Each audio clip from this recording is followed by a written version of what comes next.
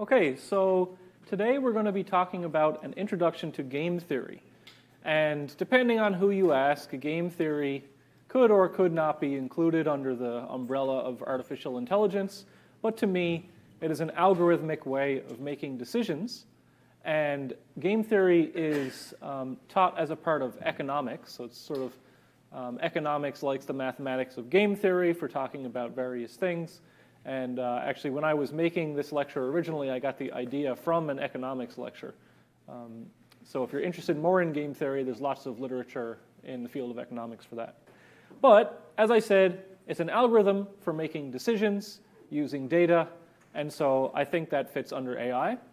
And the lecture next Thursday will be about an algorithm that uses game theory as its underpinnings for why it works so well. So we'll tie all of this together with assignment 3 eventually as well.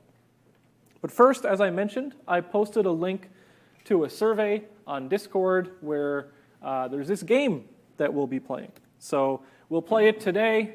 We'll play it in the next lecture. We'll see if the answers change. There's no right or wrong answer. That's part of the fun of the game, in my opinion. But here is that game. So this is called the numbers game, and everyone in the class chooses secretly and simultaneously, without discussing it with their classmates, a number between 1 and 100 inclusive. And what we're going to do is we are going to calculate the average of the numbers that are chosen for people in the class, and then the winner, who will win the wonderful prize of 3,200 street credibility, will be the person closest to 2/3 of the average number chosen. And so that game has some interesting properties. We will get into more of those properties in the next lecture, but I just like to play the game once without any actual theoretical knowledge behind the game. And so here was the survey that I sent out, and it said, write a number between 1 and 100 inclusive. The winner will be the person who chose closest to 2/3 of the average number. So if I go over here, responses, link to sheets. So this responses just gives me a histogram, which is no good. But I can create a Google Sheet, create, open. So this is completely anonymous, but if I zoom out a little bit, I'm going to say this equals average of those. So the average number chosen, let's see what we got. We got a 7, 30, 17, 50, 62.5. I guess I didn't say integer number, but it is supposed to be an integer number. We got a 1, a 9, a 69, lots of 69s here. If 420 was allowed, you probably would have chosen it. But we got an average of 36. So what is 2 over 3 times that? That is 24.55. So the winner of this number would be, well, 25 is pretty close to that. And in fact, the closest you can get to it, because 24 would be too low. So we had 1, 2. Did anyone here choose 25? Oh, I wanted to see like 5 hands go up because it's anonymous, right? So you can just say you chose whatever. Was there any particular reason you chose 25? Your birthday? Well, that's a great way to follow instructions, I guess. Just choose your birthday. Did you have any? But I mean, you pressed a 2 and a 5. Yeah. So what was your sort of? I just used IND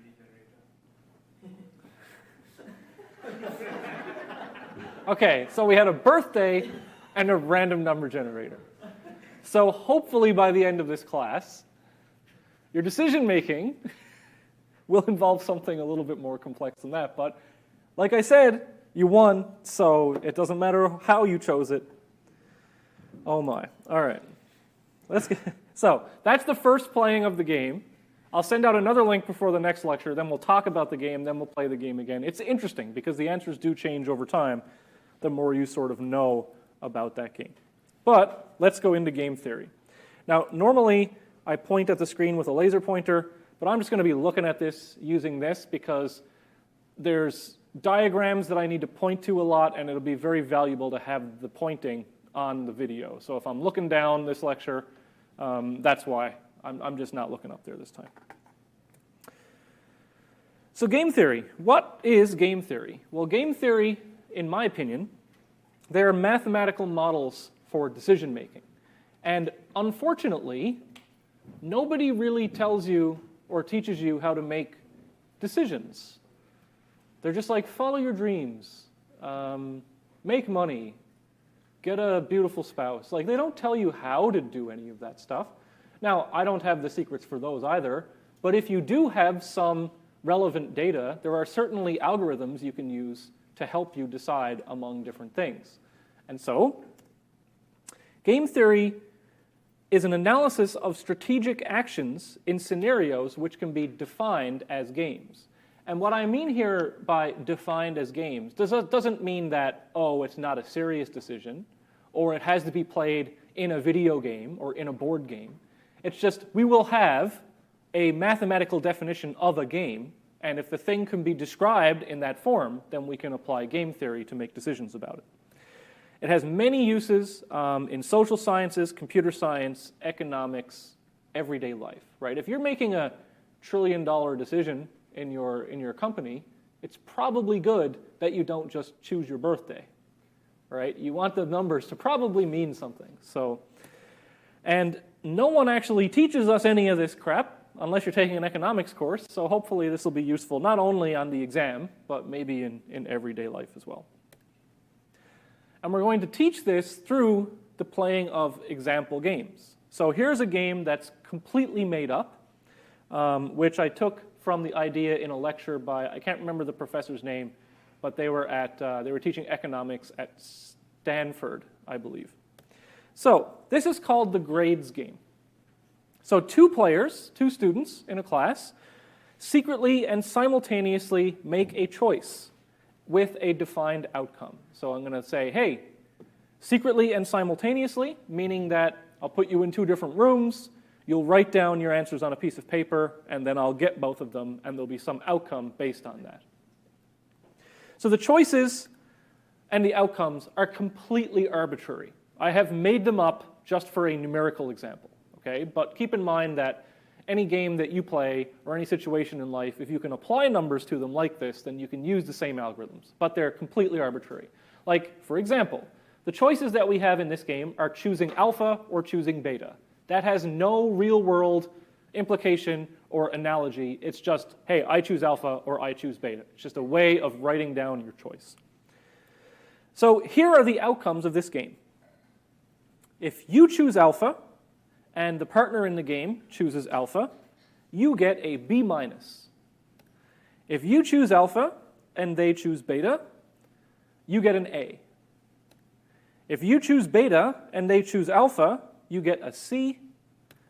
And if you choose beta and they choose beta, you get a B plus. And so your partner would just get the opposite of these. Okay? So, given this, just take a second, put up a hand, and I'm just looking for, there is no wrong answer to this question. Trust me, there's no wrong answer. The reason there's no wrong answer will be evident in a few slides, but what would you choose, and maybe a sentence describing why you would choose that? Alpha has a higher average grade. Okay, so you looked at the outcomes, you took the average of those, and you said, that's the one that I want. That's a completely reasonable thing to do. Did you have a different? What was your reasoning?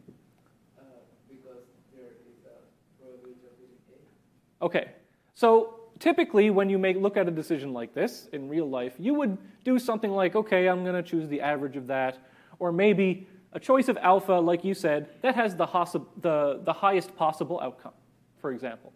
Or you might say something like, I'll look at all the outcomes and maybe I'll choose the one with the best, worst possible outcome, because I wouldn't want to get an F, but I'd rather a C than an F, et cetera, et cetera. So you'd apply some logic, and then you'd make a choice based on that.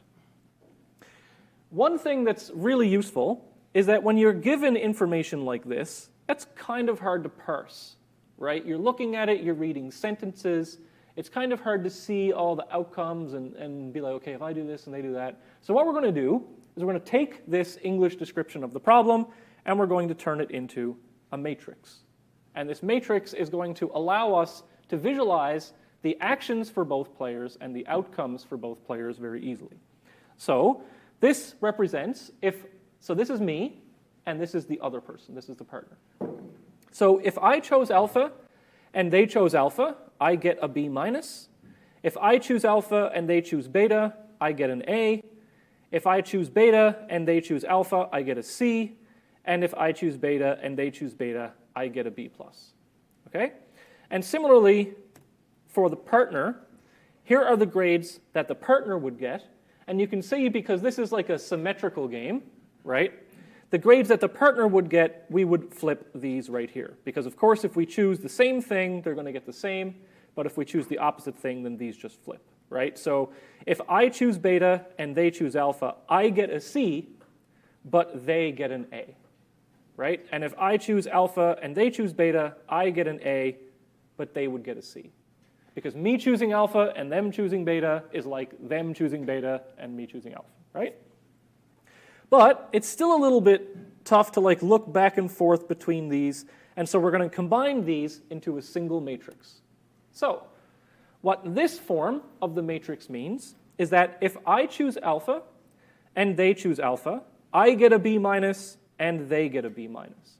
So the first entry here is what this person gets, and the second entry here is what this person gets. So this is the syntax for this matrix form of the game. If I choose alpha and they choose beta, I get an A, they get a C. If I choose beta and they choose alpha, I get a C, they get an A. And if we both choose beta, we both get a B plus. So this is called the outcome matrix. So we've listed all of the possible strategies, which are actions that we can choose, and we've listed all the different possible outcomes as well. So we have actions, strategies, and outcomes, but this isn't yet what I would call the full definition of the game. What are we missing here? What thing might we be missing to be able to apply an algorithm to this? Anyone? Hand up. What would you think is missing from this in terms of your ability to make a choice? Yep. A goal. Sure, right? So maybe my goal is to get a C or higher. Maybe my goal is to not fail. Maybe my goal is to get the highest possible grade. And so that's a really good point. And so what is missing are called payoffs. What is the objective or the goal in this game? And so the thing is, game theory can't help you decide your objectives or the payoffs, right? Game theory is not going to tell you, hey, you should at least pass this course, or you should get the highest grade possible. But payoffs are essentially numerical representations of your goals. And if you do have payoffs, if you do have numbers, and you're trying to minimize or maximize something, then game theory can tell you how you should choose things. So if you have payoffs, meaning numerical representations of the outcomes, then game theory can help you achieve your goals. So some examples might be, maybe we're greedy and we only care about our own grade. And if that's the case, we would just assign higher numbers to me getting a higher grade.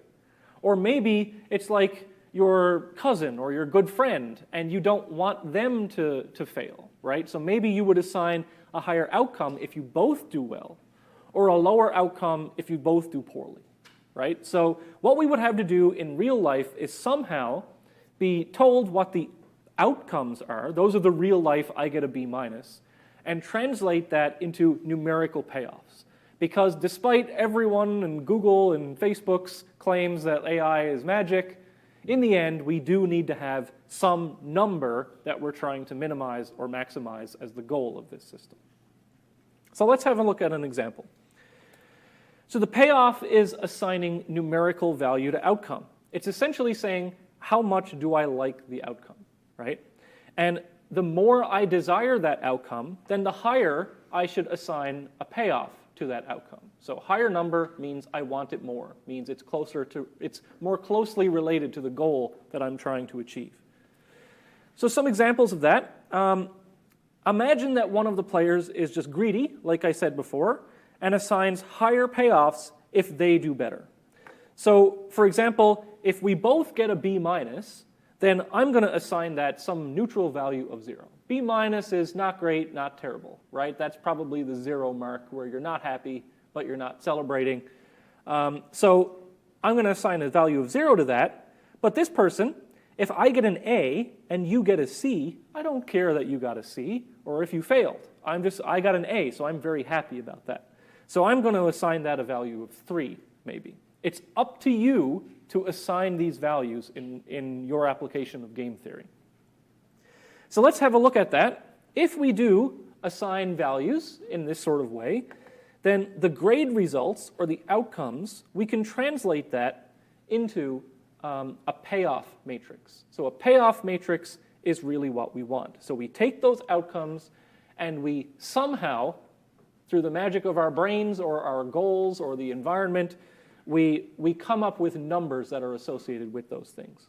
And in this case, the example is just, hey, I only care about my grade. So grade goes up, number goes up. These numbers are called utility. So utility is a term used in game theory to just say, if the utility of something is higher, then I desire that thing higher. Or the flip side, if I want that thing more, it has higher utility. Okay? So utility is the thing that players are attempting to maximize. And now, it does become a little unintuitive, right? You'd still say, yeah, but it's how would I come up with these numbers? Maybe I do care about my partner, maybe I don't care about the partner, whatever. But again, game theory assumes you have these numbers. It can't help you get to those numbers. Only like your priest or whatever, could get you to those numbers. But once you have numbers, game theory can help you. So in this example, if I get a B minus and they get a B minus, I change that to a 0. If I get an A and they get a C, I change that to a 3, and etc. So if we both get whatever this was, then we get 1s. And so in this case, it's just an example where maybe the player only cares about themselves. So what should you do if you are the me in this case? Hand up if you could tell me what you would do in this case. I saw a hand up, so I'm going to... Oh, look. Okay. Anyone? Sure. So if we're going on the previous thing, then obviously the best choice we can get would probably be going for alpha. Okay. That gives us the highest chance of getting an A, as well as giving us a very good chance of just getting a B minus. Okay, but right now, we've translated outcomes into payoffs. So all we care about right now are higher numbers. So can you say that again, but in the terms of the numbers that are here? Well, averaging it out, we get an average of 3 for us if we go alpha. But if we go beta, then we only get an average of 0. Cool. So that's, again, you've applied human logic to this problem and said, okay, maybe I'll take the average. And that's fine. There's absolutely nothing wrong with that logic. Is there anyone else who applied a different logic? Yep. Like I said, you pick beta. If I'm reading it right, so I could be reading this wrong. But if I'm not mistaken, if you pick beta, you're always guaranteed to get at least 1. Okay. So you've taken a different approach, which is sort of more a risk-averse approach, which is I'm looking for the least bad thing that could happen. Okay? So both of those things are perfectly reasonable. Let's see what game theory would tell us to do now that you have this payoff matrix. Let's consider all of the possible choices. So we have all the possible choices enumerated here. Let's look at them. And the way that game theory is going to tell us to do this is not by first saying, okay, what can I choose? But let's look at everything the other person could do first. So let's look at the different possibilities for what the partner would do. So if the partner chooses alpha, if I choose alpha, I get a 0. And if I choose beta, I get a -1. So in the case where the partner has chosen alpha, I'm going to get a better result if I choose alpha. Okay? Next, let's see what would happen if they choose beta. If the partner chooses beta, alpha gives me a 3, and beta gives me a 1. So in the case of them choosing beta, alpha is also going to give me a higher possible choice. So in this particular example, the way these numbers have worked out, no matter what the other person chooses, alpha is always going to give me a higher value. So there was nothing wrong with you saying, I want the least possible thing. But if we go like one step further and analyze every possible scenario, in this case, alpha happens to be better in every possible scenario. And so when that happens, this is called strategy domination. So this is the terminology that we might use on an exam. So we say that a strategy alpha strictly dominates a strategy beta if my payoff from alpha is strictly greater than beta, no matter what the other person chooses. Okay? And so that's the important part here, is looking at what everyone else could do first. And the point here is that do not play a strictly dominated strategy, because the strategy that dominates it is better in every possible scenario.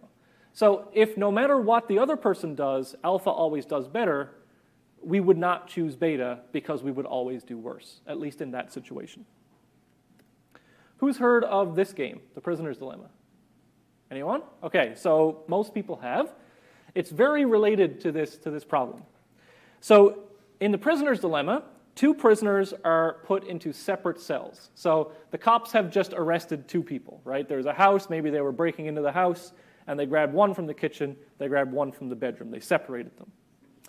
And the guards of the prison are trying to break down the prisoners and get them to rat out the other person, right? So get them to say that, yeah, that person did it, or yeah, we committed the crime. Here are the outcomes. If neither of them tell on each other, then they both go to jail for a year, right? They caught them in the house. Maybe they don't have the bag with the $sign on it, so they don't have all the evidence. But if neither of them tell on each other, then the cops are going to be like, okay, we don't have the confession, but we can still send them away for a little bit of time. If they both tell on each other, then they both go to jail for 2 years. Because, well, at least they were honest. We have more evidence now, right? They both said that they did it, but they were honest. We're going to cut them some leniency. In the other scenario, if one tells and the other doesn't, then the teller was, they did the right thing. They said, okay, we did it, I admit it. But the other one, who's lying, now gets punished for lying as well. So I'm not saying that this is exactly how the criminal justice system works. These are the numbers that I, pulled out for this particular case.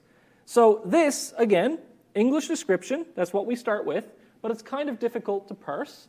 So let's turn this into a payoff matrix. And again, what we have done here is taken the outcomes, which is the English description of what will happen, and we have decided to assign a payoff of -1 for every year in jail. Okay? Now, in the real world, this would be a much more difficult problem, assigning payoffs, because it's probably way better to not go to jail at all than to go to jail for 1 year, right? And so is it twice as bad going to jail for 2 years versus 1 year, right? Or 5 years, maybe you have a baby that was just born, it's really bad, you want to see it grow up. So you would have to decide on these numbers. Maybe it's a 0 if you don't go to jail, maybe it's -1 million, maybe if you don't care how long you go to jail for, as long as you don't go, right? So what I've done here is just the example where it is a linear relationship between I don't want to go to jail for any amount of years, so 1 year in jail is -1. So here's how this matrix, here's what it tells us. Oh, so given this matrix, this is what I should always ask first. So if we both tell, we both get -2. If we both stay silent, we both get -1. If one person stays silent and the other person tells, that the silent one gets -5 and the one who tells gets 0. So would any of you want to volunteer your position on the prisoner's dilemma, given these payoffs? Okay, not given actual jail time. No? Yep. Yep. I go for tell. Okay. The average is better. Okay. For 1. And for 2, my partner here is also a criminal, so they're probably going to look out for themselves as well. So again, so this is fine. There's no wrong answer. You're applying the sort of human intuition to this problem. So you would tell. Is there anyone who would stay silent? Okay. Why would you stay silent? Well, if I stay silent and he stays silent, we only get 1 year. Okay. But if I stay silent and he tells, well, when I get out, I'm going to put him down and gut him. Sure. That's fine. But again, we have the payoffs. There's no gutting in the payoffs, right? I saw another hand over here, someone different who hasn't raised yet. I was just going to say that it's always better to tell based on what the other person's going to do. Okay, so you've applied the algorithm that we just learned. That's great. Okay, so let's have a look at that algorithm. So we're prisoner 1, so we're going to look at everything the other player could do. So if the other person tells, then telling is going to give us -2, staying silent is going to give us -5. So in the case that the other person tells, us telling is better.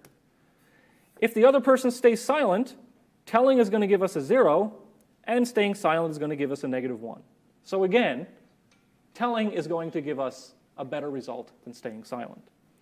So in this version of the prisoner's dilemma, with these payoffs, ratting out the other prisoner strictly dominates not ratting them out. It is always better to do so. Has anyone ever heard of this game or ever seen the clips? A couple people? Okay, so this was hilarious. This show is the prisoner's dilemma. It is literally the prisoner's dilemma, but it is stretched out for 20 minutes to sell advertisements. So in this show, 2 contestants choose secretly or simultaneously to reveal splitting or stealing. So there's 2, this is the famous episode of this show where there's a man and a woman, they randomly choose the participants or whatever. In front of them they have 2 golden balls because, you gotta make TV flashy. One of them has split in it, one of them has steal in it, and then they try and convince each other of what to do for 15 minutes, and then they reveal, and then they scream at each other for 5 minutes. And this is that's the show, right? So you talk, then you choose a ball, and you reveal it, and the camera zooms in, and everyone cries or whatever. Here are the rules. If they both choose split, they each get half of the money. So let's say it's $100,000, they would both take away 50-50. If they both choose steal, they both get 0. If one chooses split and one chooses steal, the stealer gets all of it. So it is quite literally the prisoner's dilemma, right?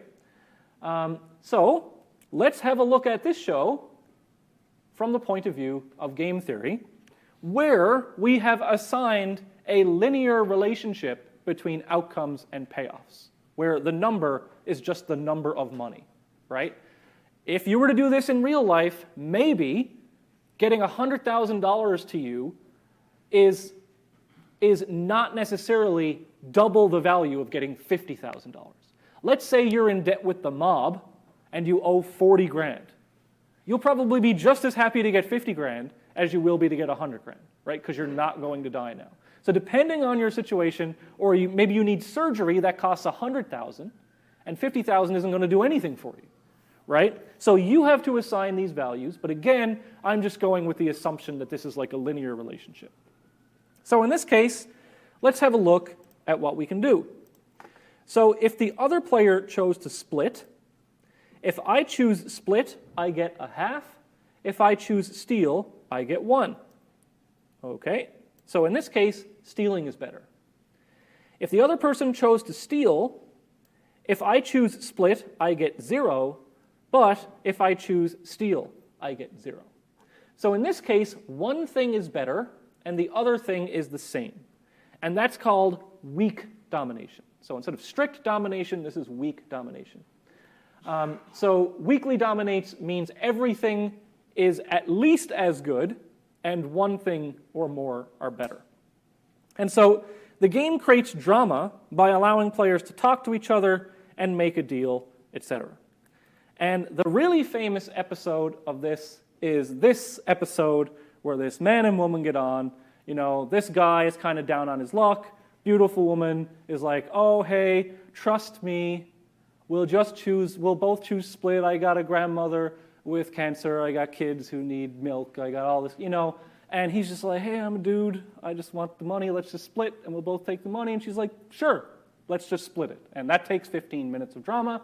And then, of course, she chooses steal, and he chooses split, and she takes the whole money, right? So the whole point is that any deal that you make while you're talking doesn't have to be done. Like, you can say, I promise that I'm going to split the money with you, but that doesn't matter at the end of the day. So this was one example where he was like pretty shocked and upset. But my favorite episode is where the game theory guy gets on and in the first 30 seconds says, listen, no matter what you choose, I'm going to steal. That's it. I'm just choosing steal.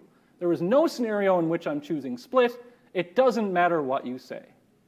I'm going to tell you that if you choose to split, yes, I'll be awarded the 100,000, but I promise you I'll split it. If you don't, and if you choose steal, then we both get nothing, and I'm fine with that. So the guy gets on and says, I'm just choosing steal. That's it. So the other guy now has to choose, well, okay, if I'm choosing steal, then we both get nothing, so I don't want that to happen. So my only chance of getting anything with this stubborn ass is if I choose split and get nothing, and then he actually gives me half, like he said he would. So the drama of that episode is that the guy's just like, yeah, and so I think they fit 2 episodes into that episode because it's just like, the guy was like, yeah, that's it, there's no more conversation. And the guy's like, but what about, he's like, no, I'm stealing, right? And so in the end, they reveal, and of course the other guy chose split, but then it turns out that the first guy also chose split as just like to add some drama to it. So I think that guy just didn't have anything, he didn't need the money, he was just like having fun with it or whatever. But I mean, that's literally what I would do because sure, $100,000 would be great, but if I choose split, I have a chance of walking away with 0 anyway. So just put the screws to the other person, you know? Anyway. So stealing weakly dominates splitting. And we should probably choose a strategy if it's weakly dominated. And again, just an important note is that these decision matrix games using game theory assumes that the payoff matrix is accurate for your utility. So you winning $1 million might not have double the utility of you winning $500,000. I know to me personally, $500,000 would like pay off my house. I'd be pretty happy. $1 million is like, it's obviously better, but probably not twice as good, right? All my bills will be paid for $500,000, so I'm okay with that. In another example, you might not care as much about beating the opponent or getting a higher outcome or payoff, okay? So all you care about maybe is beating the other team. You don't care by how much you beat the other team, etc. And so just keep in mind that the direct translation from real-life prizes or outcomes into payoff matrix may actually be difficult, and it is a decision that has to be made somehow. Okay. Going back to this grades game now. Let me get my laser pointer back. So these were the grades that were obtained by both players in the game. So both of these players were greedy. They only cared about their own grades. What if we chose players that had different mappings from outcomes to payoffs? Maybe some would be greedy, maybe some would be caring. What might that look like? So in the previous version, that we had greedy players. So if we both get B minus, that's a neutral. But if I get something good, that's all I care about, so that's a high value. Maybe now we talk about someone who might be caring, for example. So if I get an A and they get a C, well, the greedy player said, that's great, right? But maybe now this player, this caring player, assigns a negative value to that. Because I care about the other person. Maybe that's my brother or my sister. I want us both to do well, not just me to do well.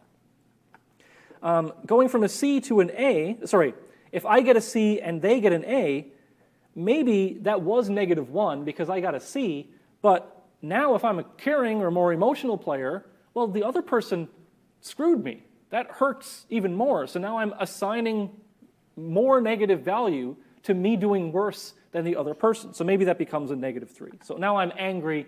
It made me, I assign a more negative value to this. So before, in the example,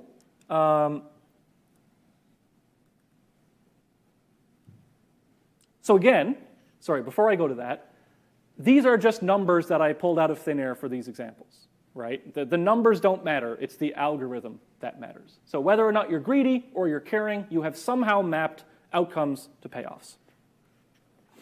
So in this example that we looked at before, both players are greedy and assign higher payoff to their own grade. They don't factor in what happens to the other player at all. What if they cared about each other? So I just went over this example where we used to have a 3, now we have a 1 because maybe we have some association with guilt, and now we have maybe some association with anger, etc. Right? So what would we do in this situation? Well, the question I'm going to ask is there a dominated strategy in these new payoffs? So I'll just give you a little bit of time. So have a look at that for, say, 15 or 20 seconds. So remember the algorithm. So hand up if you think there's no dominated strategy. Okay? Hand up if there is a dominated strategy. And abstentions. Okay, most of the class is abstentions. All right, so I think just pretty much from student intuition, I'm not going to give the same example. So in this one, there is no dominated strategy, right? I want to give an example of that. Why is there no dominated strategy? Well, let's apply that same algorithm as before. So if the partner chose alpha, then alpha would give me 0, beta would give me -3. So in that case, alpha gives me the highest result. If they chose beta, alpha gives me -1, beta gives me 1. So beta is better for one, and alpha is better for the other. So there's no dominated strategy, and if there's no dominated strategy here, that's kind of all game theory can tell you, right? Now you may do something like, well, in the best case, if I choose beta, I get a 1. That's the highest possible thing I can do. In the worst case, alpha gives me a -1. So if I'm risk averse, maybe I'll choose alpha because it has the least bad thing that could happen. But if I'm less risk averse, maybe I'll go for the best thing that can happen. So this is a case where the algorithm didn't tell us if there's a best thing or not. Okay, let's keep going with this example. What if we are greedy and the other player is caring? So will the choice be different if we know the strategy and the payoffs are the other person being different? So before this was symmetric. We were both the same. But what will happen? Can we use the same algorithm? Can we use the same logic if we have different payoffs this time? So if we have the greedy players' payoffs and the caring players' payoffs, let's do a case where I'm greedy and they are caring. So if I'm greedy, I'm going to get these red payoffs. And if they're caring, they're going to get these red payoffs. Okay, so now we form those into a single matrix. So, as the greedy player, is there a dominated strategy in this game? So I am the greedy player. What should I do? Well, let's apply the algorithm. And if I'm doing this so many times, you probably should think that this is going to be on an exam, right? So let's see the other player, if they choose alpha, alpha gives me 0, beta gives me -1, so alpha is better here. If they choose beta, then if I choose alpha, I get 3. If I choose beta, I get -1. So alpha dominates beta, because no matter what the other player chose, I, as the greedy player, alpha always does better than beta. Now let's flip it around. So in this case, I'm the caring player, right? So here we have caring over here, greedy over there. As the caring player, which strategy do I choose? Well, let's have a look. If we look at the other player, if they choose alpha, alpha gives me 0, beta gives me -3, so alpha is better. If they choose beta, if I choose alpha, I get -1. If I choose beta, I get 1. So in this case, alpha is 0, or alpha is better if they choose alpha, and beta is better if they choose beta. So there is no dominated strategy. Okay, so I can't just choose one of them. However, there's one extra step that we could do. And that's because this is not a symmetric game. I have different payoffs from the other person. One player is caring and one player is greedy. We just did the greedy example, and for the greedy person, alpha dominates beta. So if you know that alpha dominates beta for the other person, as a rational person, what would you think they are going to choose? Then they're probably going to choose alpha. And if they choose alpha, right, we know they are going to choose alpha. So if we know they're going to choose alpha, then I should also choose alpha. Because if we fix their decision to alpha, then alpha gives us the better payoff. So our best response to a greedy selection of alpha is alpha. And so this is an example where if you don't have a symmetric game, put yourself in the position of the other player. See if they have something that you know they're going to do, and then apply your logic based on that. Okay? So put yourself in their shoes to find out what they would do. I just had this term here, best response. What is a best response? Well, if we fix a response of the player, so we just said the greedy is going to choose alpha, we fix that response, the best response is our choice that has the highest payoff if they have that, if they've chosen that action. So we are responding to them in the best way possible, a best response. So the strategy which performs best against a given other strategy is called a best response. In the previous example, we knew that the other player had a best choice, so we would just choose our response to it, right?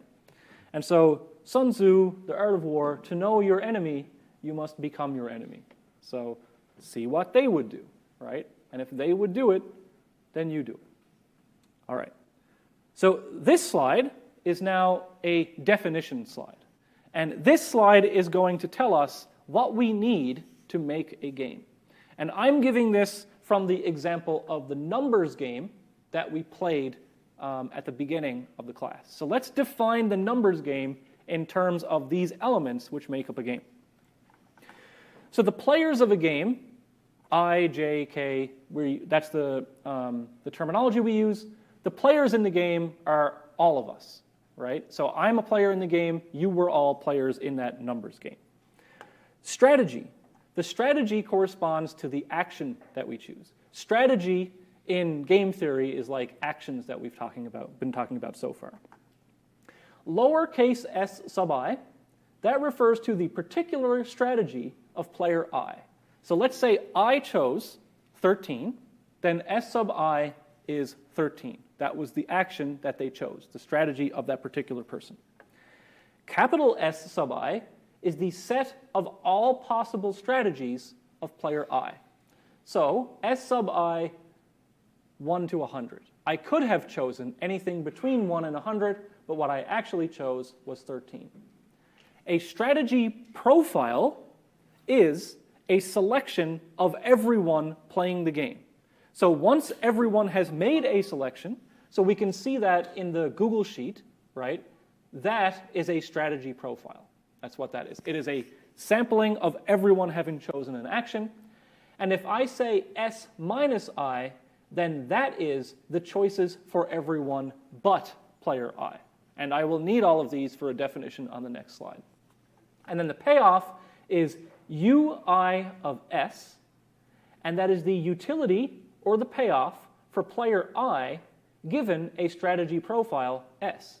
So again, a strategy profile means a selection of all the different things in the game. So in a two-player game, it would be, if I choose alpha and you choose beta, that's a strategy profile.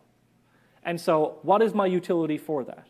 In the numbers game, it's a little more difficult to represent in a simple matrix because everyone could choose between 1 and 100, but we could think of a situation in which we had a matrix that big. Okay, so let's look at another example. So our matrices do not have to be square, right? We don't always have to have the same number of actions. I could choose to attack and you could choose to defend, right? There's all sorts of different things. In this example, I can choose between top and bottom, whatever that means. Maybe this is like a soccer penalty shootout or something. And player 2, maybe they're the goalie, they can choose left, center, or right. So that's the way that they're going to dive for saving it. Just an example, right? Now, these numbers obviously don't correspond with soccer, but I just want to show you that actions can be different. So in this game, to define this game, we have players 1 and 2. We have strategy sets. So capital S1 is top or bottom. Capital S2 is left, center, or right. So the strategy set are the things that that player can choose to do. And then the payoffs are listed in the matrix. So for example, U1 of the strategy profile of player 1 choosing top and player 2 choosing center is this value right here, which is 11. And U2, which is the utility of player 2, of player 1 choosing bottom and player 2 choosing left, so bottom left for player 2 is 4. So that's the definitions in action. So that's how we actually describe this game. So now let's analyze this game. Does player 1, oh, there we go. Does player 1 have a dominated strategy? Right? So let's have a look. For left, bottom is better. For center, top is better. For right, bottom is better. Right? So, no. It does not have a dominated strategy. Okay? Because it only had 2 actions. Does player 2 have a dominated strategy? So now we have to fix the actions of this player. And what you might do, because now we're dealing with 3 actions. This is a very good example of this. Because we're dealing with 3 actions, you might say, okay, fix top. If I fix top, left gives me -1, C gives me 3, R gives me 0. So C is the best thing to choose, right? But if they fix bottom, left gives me 4, center gives me 2, and right gives me 0. So you might say, oh, there's no dominated strategy here. But that's not the definition of dominated strategy. It's not saying, is there one best choice? A dominated strategy is one in which it's always better to do something else. So there actually is a dominated strategy, because if we look at top, let's look at C versus R. If we choose C, we get 3, R gives us 0. If we choose bottom, C gives us 2, and R gives us 0. So center dominates right. So R is a dominated strategy. What that means is that we would never choose right, because center is always better than it. Okay? So domination does not mean that one thing is the best. It means that if something is dominated, it means that there exists something else that does better than it. Okay? So I might give you this matrix in an exam. It would have different numbers, of course. And I would ask you, for player 1, is there a dominated strategy? What is it? For player 2, is there a dominated strategy? What is it? And just remember, it doesn't mean is one thing always the best, But that's what it looked like when we only had two options, right? It's actually from the point of view of one thing being worse than another thing.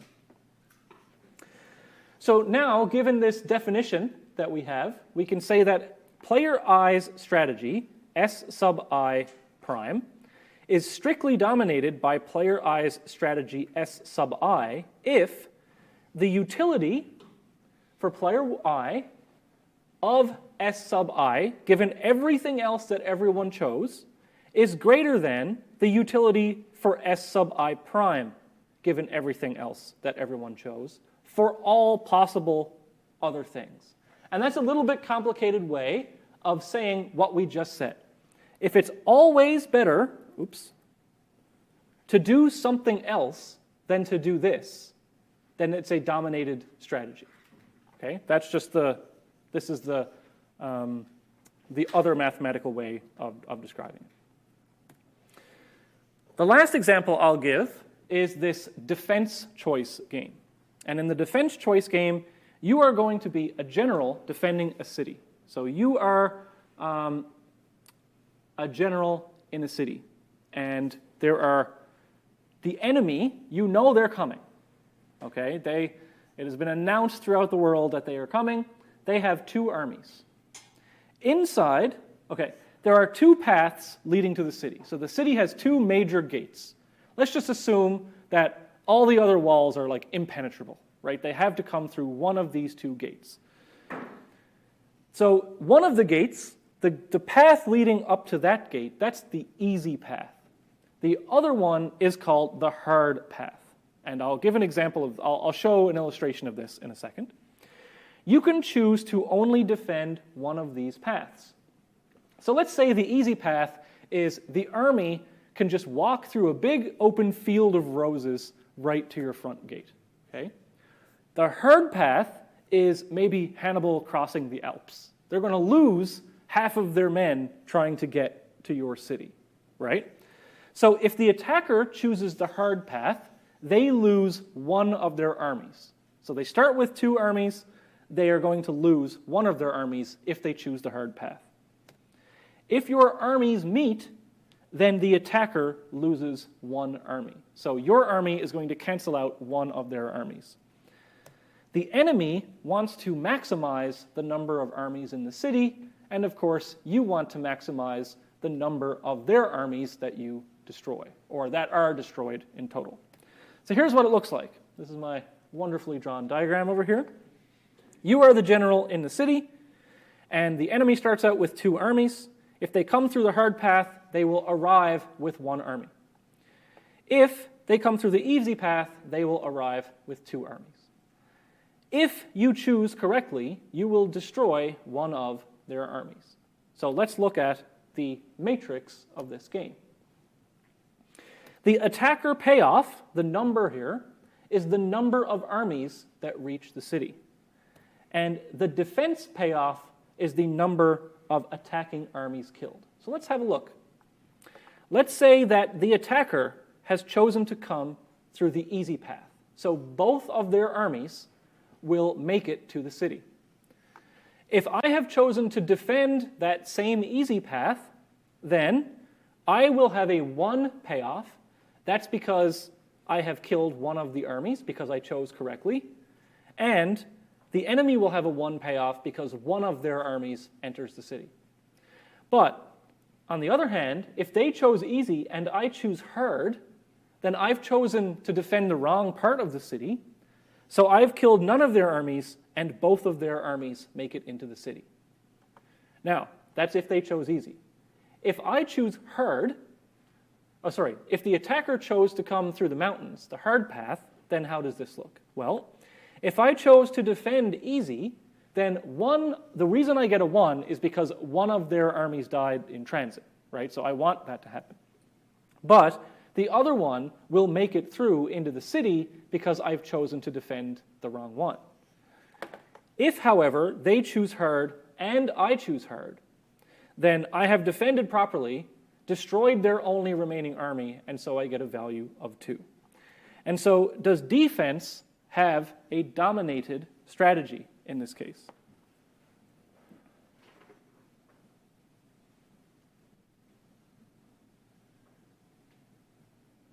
Anyone? I see some heads shaking, but no hands up. So let's do it. So if the attacker chose easy, as the defender, I'm going to say, well, easy is going to give me the best, right? If the attacker chose hard, then choosing hard gives me the best. Okay, no dominated strategy. Let's go on to keep analyzing. Does the attacker have a dominated strategy? So we'll look at the point of view of the attacker. So we fix the defender. If I choose easy in response to easy, I get 1. If I choose hard in response to easy, I get 1. So they're both the same. But if the defender chose hard, as the attacker, if I choose easy, I get 2. And if I choose hard, then I get 0. So in one case, they're the same, and in the other, my choice of easy is better. So easy weakly dominates hard, and it will do at least as well or better than hard. So it will always do at least as well or better. So if we want to go back and ask the decision of what we should do as the defender, right? Well, if the attacker has a weakly dominated strategy, it is very probable that they are going to choose the strategy that weakly dominates it. So if we look at this, if easy weakly dominates hard, we probably know that the attacker is going to choose easy. Therefore, if they choose easy, we should choose easy as a best response to the thing that we think they should do. Okay? And so I'm not going to say that game theory saves lives, but if you are able to assign these sorts of payoffs to the outcomes of these real-world scenarios, then you can use these algorithms. And so the weakly dominated strategy here, it is just saying that if something is better and everything else is at least as good, then that's a weak domination. And so you probably shouldn't play a weakly dominated strategy. And if you know that the attacker is going to take the easy road, because the easy road weakly dominates taking the hard road, then you should probably defend the easy road. No, I mean, you just have someone with a telescope looking at where they're coming from, right? But in this case, we made it a bit contrived. So just as a recap for this lecture, so games have players, strategies, and payoffs, right? So the payoffs are what we care about in the well-defined game. Players want to maximize their payoff. A strategy dominates another if it is always better, meaning it is a strict domination, or it is as good, meaning a weak domination. We never choose to play a dominated strategy because it would be bad unless we have no choice. And if there is no overall best strategy to play, then consider the other player's best actions first. And if they have a best action, then choose a best response to that action. Possible exam questions for this: given a payoff matrix, compute the dominated or dominating strategies. Explain why a strategy is a good choice or a bad choice for a given matrix. Compute the best response to a strategy, or construct matrix payoffs such that given strategy dominates another. So these are possible exam questions. Let me quickly get up the schedule for the course. Discard.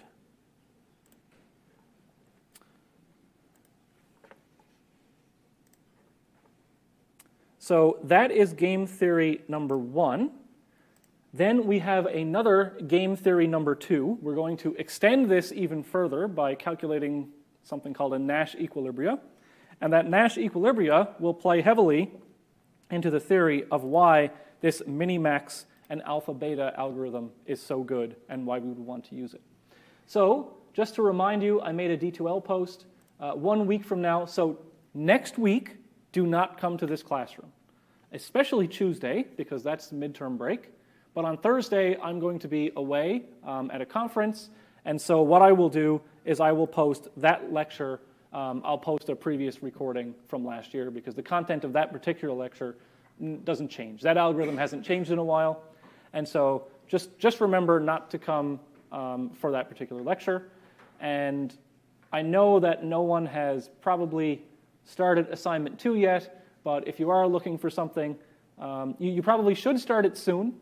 Don't leave that until right up until like before the midterm exam, because it's going to take a while. Assignment 2 is the longest assignment, and I do have office hours today. As soon as I walk back, I'll open the door and I'll be there till 5.